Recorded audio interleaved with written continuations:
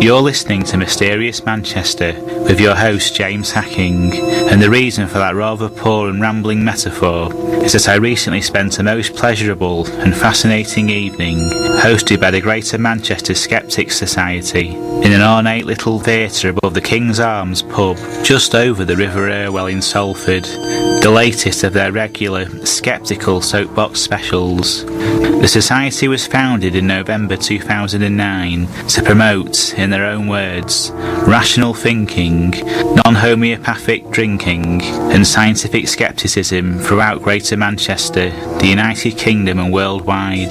They host regular events such as talks, pub socials, the Skep-Lit book club and occasional debates, film screenings and field trips. The charming and well-stocked pub was a hub for lively and enthralling discussion before the evening proper even began. After a couple of drinks, we all sat down to enjoy free talks, each followed by a stirring and occasionally provocative Q&A. First, Claire Elliott, MSc student at Manchester Metropolitan University, presented some of the findings of her exhaustive recent research into electronic voice phenomena, or EVP, in a presentation titled Communicating with Ourselves? You may not be familiar with the term EVP, but you'll no doubt have heard an example or two. The anomalous speech-like sounds captured on electronic recordings, usually by ghost hunters poking around allegedly haunted locations while making those grainy green and white videos which seem to comprise half of YouTube.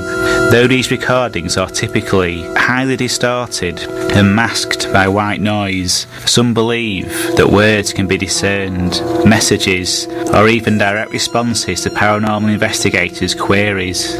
While some claim that these messages herald hard evidence of the afterlife, Claire argued that they are more likely products of the recording methods, radio interference, and what she called top-down processing of the listener, highlighting the human tendency to find meaningful patterns in random data. This is similar to the phenomena known as pareidolia, where the mind desires to find patterns where none exist. For example, when we imagine that we see human-like faces in clouds and mountains, or Jesus' image burnt onto our morning toast. This can be magnified by some people's desire to believe in ghosts and the afterlife, leading to some hearing messages that just aren't there. To demonstrate, Claire played an example of EVP, said to be the best ever, and asked the audience to decipher it, but nobody could. Then she revealed what was allegedly spoken, a short, slightly spooky phrase, but without being told what words to listen out for, I never would have heard anything other than a muffled noise. Claire compared this to the practice of backmasking, which caused a big kerfuffle in the 1980s, as anxious parents believed their kids were playing their Iron Maiden albums backwards to hear secret satanic slogans placed there by mischievous metal bands. We were played an alleged secret saucy sentence from a Britney Spears record, but again it was utter gibberish, unless we are told in advance what the pop siren was supposedly saying to us, and even then it still wasn't very clear.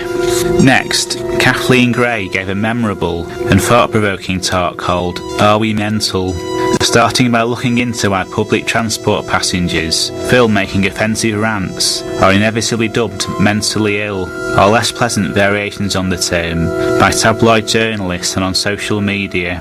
Kathleen looked into why people are often labelled as having a mental illness when they are probably just displaying rude or ignorant behaviour.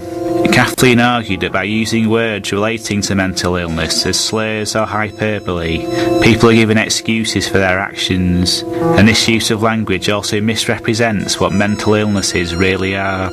Kathleen then explored the parameters of how we define mental illness, and how on earth we categorise the unusual beliefs and behaviours that make each of us unique.